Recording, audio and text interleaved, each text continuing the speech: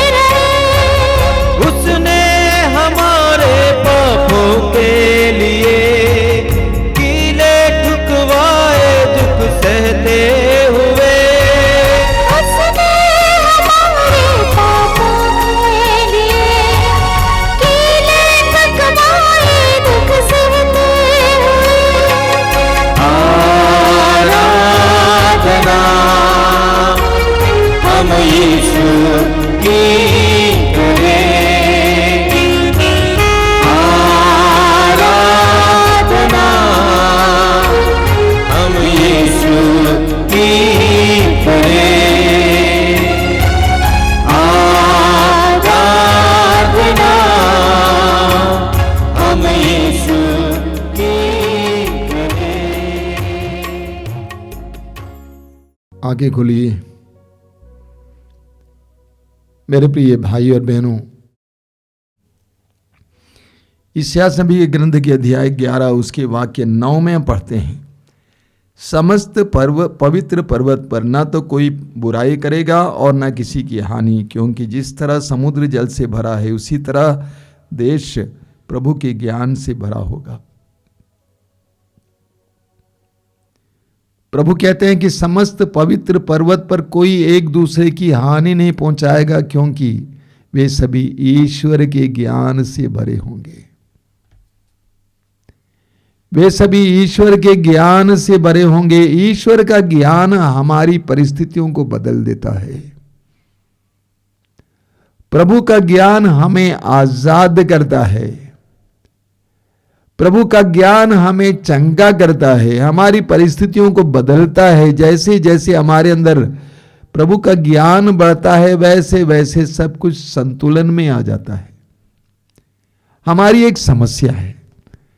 समस्या यह है कि हम लोग अपने सांसारिक परेशानियों के लिए सांसारिक निवारण ढूंढते हैं। हम सोचते हैं कि हमारी परेशानियों का समाधान इस संसार में ही है।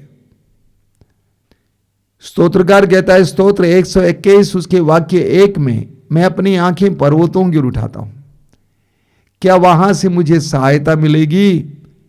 जिसने स्वर्ग और पृथ्वी को बनाया है वही मेरी सहायता करता है। हमारी समस्याओं का समाधान प्रभु के पास है। हमारी समस्याओं का समाधान प्रभु के पास है। वचन में लिखा हुआ है, हगाई के ग्रंथ के अध्याय 1 में एक बहुत सुंदर पाठ है।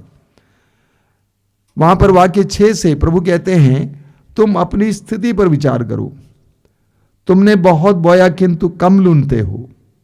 तुम खाते तो हो किंतु तुम्हें तृप्ति नहीं मिलती। तुम पीते हो किंतु तुम्हारी प्यास नहीं बुझती। तुम कपड़े पहनते हो किंतु तुम्हारा शरीर गर्म नहीं रहता। मजदूर अपना वेतन तो पाता है किंतु उसे छेद वाली थैली में रखता है। विश्वमंडल का प्रभु ये कहता है, तुम अपनी स्थिति पर विचार करो। वाक्य 8 में क्या लिखा हुआ है, पहाड़ी प्रदेश जाकर लकड़ी ले आओ और मंदिर फिर बनाओ, मैं उससे प्रसन्न होऊंगा। प्रभु कहते हैं, तुम्हारी परिस्थिति को देखो, कितनी विडंबनाएं हैं, तुम्हारी उम्मीदों के खिलाफ हैं। इसीलिए तुम्हें क्या करना है, पहाड़ी प्रदेश जाओ। इस्यास नबी अध्याय 2 उसके वाक्य 3 में हम पढ़ते हैं, प्रभु का वचन कहता है, हम प्रभु के पर्वत पर चढ़ें जिससे वो हमें अपना मार्ग दिखाएं और हम उसके पथ पर चलते रहें। प्रभु के पास हमारी समस्याओं का समाधान है, क्योंकि उसने हमें बनाया है। हमारी बिगड़ी परिस्थिति को वही सही कर सकता है। इसलिए हमें प्रभु के पास जाना है। हमें प्रभु के ज्ञान से भर जाना है। जितना हम प्रभु के ज्ञान से बढ़ते जाएंगे उतना हम स्वतंत्र होते जाएंगे।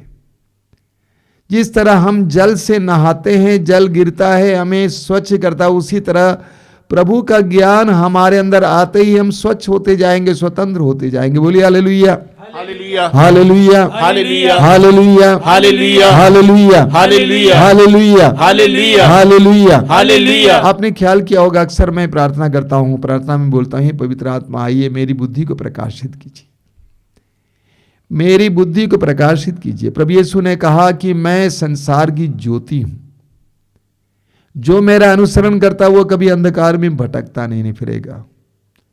प्रभु यीशु संसार की ज्योति है। यीशु जहां पे आ जाते हैं वहां पर ज्योति फैलती है। हम जितना प्रभु के करीब आते हैं उतना हमारे अंदर भी ज्योति फैलने लगती है। प्रभु का ज्ञान ज्योति की तरह है जो हमारे अंधेरे को मिटा देता है। हमारे अंधेरे को मिटा देता है, हर प्रकार के अंधेरे को मिटा देता है। वैमनस्य के अंधेरे को मिटा देता है, विद्वेष के अंधेरे को मिटा देता है, बुराई के अंधेरे को मिटा देता है, बुरी आदतों के अंधेरों को मिटा देता है।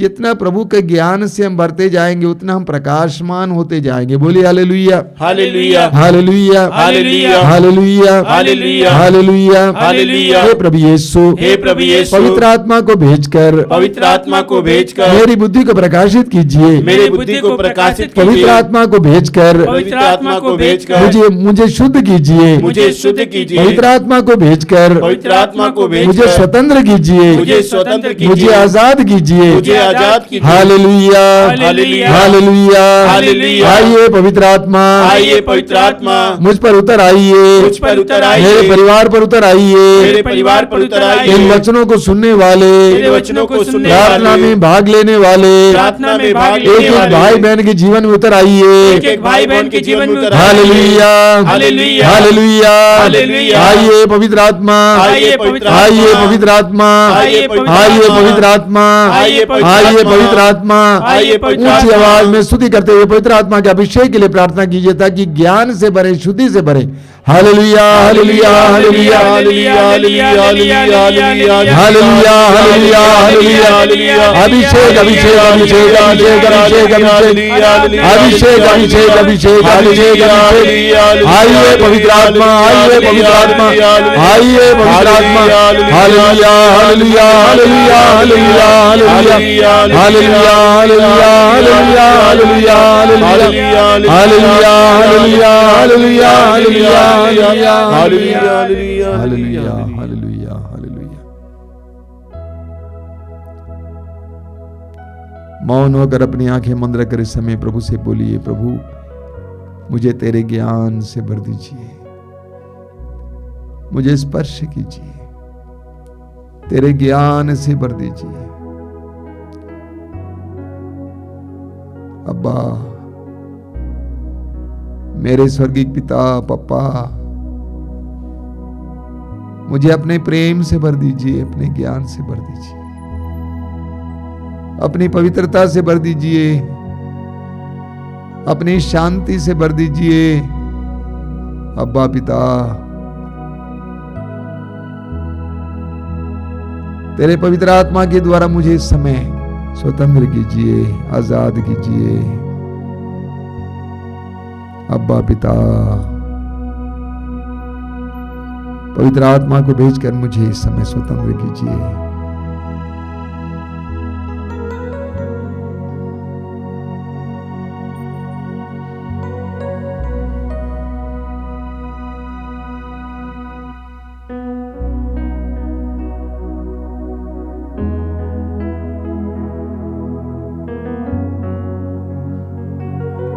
आइए हम इस समय प्रार्थना करेंगे, विशेष करके चंगाई के लिए प्रार्थना करेंगे। और रविवार को सत्संग में हम चंगाई के लिए प्रार्थना करते हैं। आप जानते हैं चंगाई देने वाले प्रभु यीशु हैं और यीशु की प्रतिज्ञा हमारे जीवन में पूर्ण होती है। प्रभु ने कहा आकाश और पृथ्वी टल जाए तो टल जाए, लेकिन मेरी वाणी नहीं टलेगी।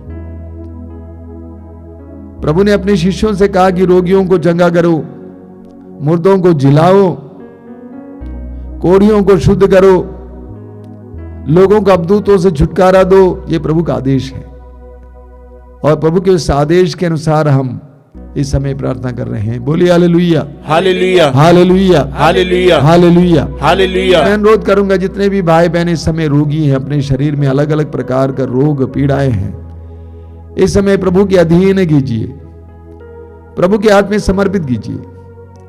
प्रभु से कहिए कि प्रभु मैं विश्वास करता हूं कि तेरे लिए कुछ भी असंभव नहीं है। मैं अपने रोग को तेरे हाथ में समर्पित करता हूं। आइए यीशु मुझे छुइए, जिस तरह तूने उस कोढ़ी को स्पर्श किया और वो चंगा हो गया। उस अंधे की आंखों पर अपना हाथ लगाया, वो चंगा हो गया। आइए यीशु मुझे छुइए, प्रार्थना कीजिए इस समय हृदय की गहराई से, विश्वास के साथ प्रार्थना कीजिए। प्रभु यीशु ने उस नारी से कहा तुम्हारे विश्वास ने तुम्हें चंगा किया है। और आज इस वक्त मैं आपसे भी कहना चाहता हूं कि आपका विश्वास आपको चंगा करेगा। प्रभु से समय प्रार्थना कीजिए कि प्रभु आइए मुझे छुइए, मेरे शरीर को स्पर्श कीजिए, मुझे बंधनों से आजाद कीजिए, मुझे स्वतंत्र कीजिए।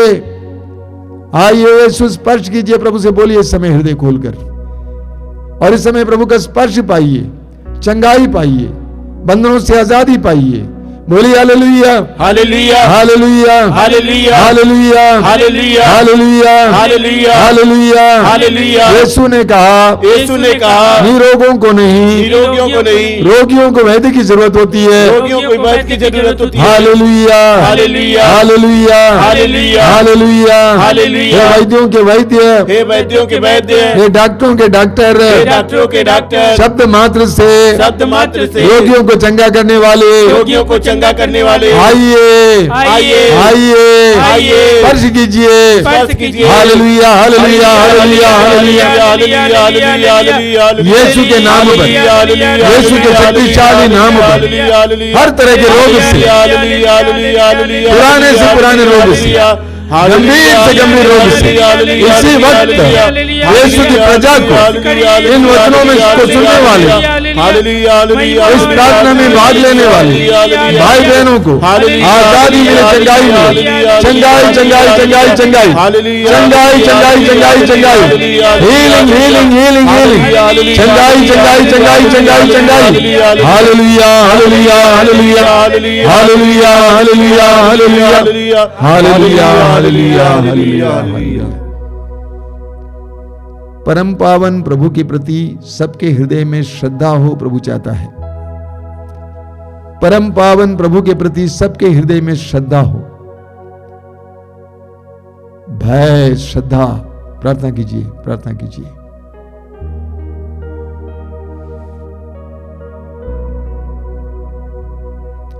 कई लोग अभी भी बहुत सारे लोगों को क्षमा नहीं कर पाए हैं। उनके अंदर बहुत ज्यादा अक्षमा है, जिसके कारण वे बहुत ज्यादा दुखी रहते हैं। उनका आनंद छिन गया है। प्रभु कहते हैं क्षमा करो और तुम्हारा आनंद वापस आएगा।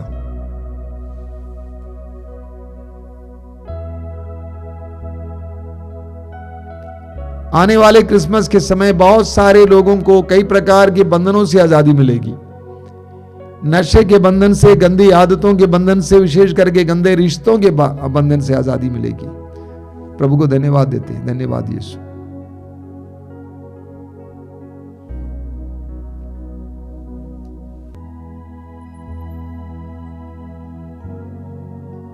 बोलिए hallelujah, hallelujah, hallelujah, hallelujah, hallelujah, hallelujah, hallelujah, hallelujah. मेरे प्रिय भाई और बहनों, मैं आपको सूचनाएं देना चाहता हूं। सबसे पहले मातृधाम रेडियो सुनिए, उसको बजाइए, आशीर्वाद प्राप्त कीजिए। मातृधाम रेडियो ऐप डाउनलोड करेंगे प्ले स्टोर से और उसको सुनेंगे, उसके द्वारा बहुत कृपाएं मिलेंगी।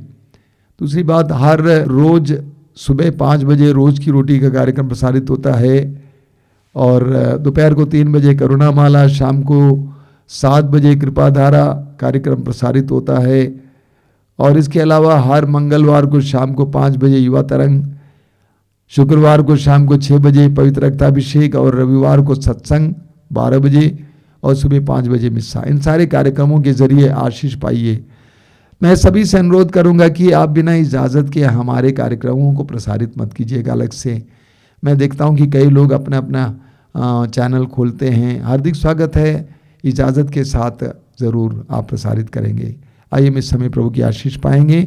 आशीष के समय जो लोग तेल और पानी लाए हैं, आप अपने हाथ में उठा के पकड़ेंगे और प्रभु से प्रार्थना करेंगे कि प्रभु इसे शुद्ध और पवित्र कीजिए, इसे शुद्ध और पवित्र कीजिए, इसके द्वारा चंगाई दीजिए, बंधनों से आजादी दीजिए। बोलिए हालेलुया, हालेलुया, हालेलुया, हालेलुया। हे यीशु, हे यीशु, मेरे प्रभु, मेरे प्रभु, मैं तेरी आराधना करता हूँ। मैं तेरी आराधना करता हूँ। Hallelujah, hallelujah, hallelujah, hallelujah. हे प्रभु यीशु, यीशु, इस तेल को, इस तेल को और इस जल को, और इस जल को आशीर्वाद दीजिए, आशीर्वाद दीजिए, इसे शुद्ध कीजिए, इसे शुद्ध कीजिए, पवित्र कीजिए, पवित्र कीजिए, सामर्थ्य उंडेल दीजिए, सामर्थ्य उड़ेल दीजिए। Hallelujah, hallelujah, hallelujah, hallelujah, hallelujah, hallelujah.